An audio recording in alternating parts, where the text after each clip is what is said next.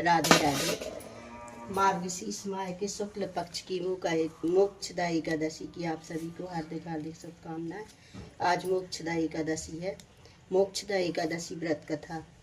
युधिष्ठिर बोले, हे भगवान कृष्ण, अब आप मुझे 26 एकादशियों के नाम व्रत विधि बतलाइए तथा किस देवता का पूजन करना चाहिए यह भी कहिए।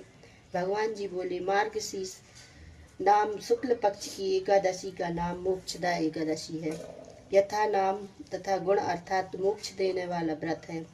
12 मासों में मैं मार्गशीर्ष को उत्तम मानता हूँ। गीता में अर्जुन ने कह चुका हूँ, इससे कृष्ण पक्ष की एकादशी से प्रेम उत्पन्न होता है और शुक्ल पक्ष का व्रत मोक्षदाता है। इस व्रत में दामोदर भगवान का पूजन करना चाहिए। आज व्रतधारियों को यजमान से मेरी उखलबद्ध लीला का स्मरण करना योग्य है। अब मोक्षदायी एकादशी की पौराणिक कथा सुनाता हूँ। प्राचीन गोकुल नगर में वैखानस नाम का एक राजा धर्मात्मा और भक्त था। उसे रात्रि में स्वप्न में अपने पूज्य पिताजी को नरक भोगते हुए देखा। प्रातःकाल ज्योतिषी वेद पाठी ब्राह्मणों से पूछने लगा, मेरे पिता का उद्धार कैसे होगा? ब्राह्मण बोले, वहाँ समीप में पर्वत ऋषि का आश्रम है। उसकी शरणागत में से आपके पिता शीघ्र ही स्वर्ग को चले जाएंगे। राजा पर्वत मुनि की शरण में गया। दंडवत करके कहने लगा, मुझे रात्रि में स्वप्न में पिता का दर्शन हुआ है।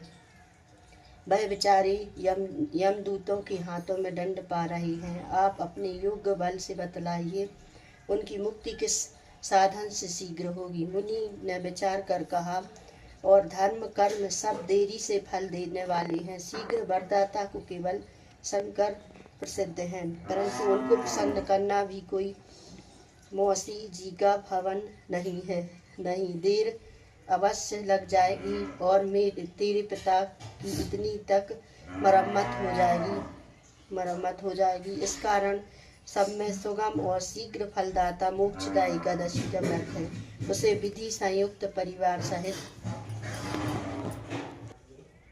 करके पिता को संकल्प कर दो, निश्चय ही उसकी मुक्ति होगी। राजा ने कुटुंब सहित मोक्षदायी एकादशी का व्रत करके फल पिता के अर्पण कर दिया।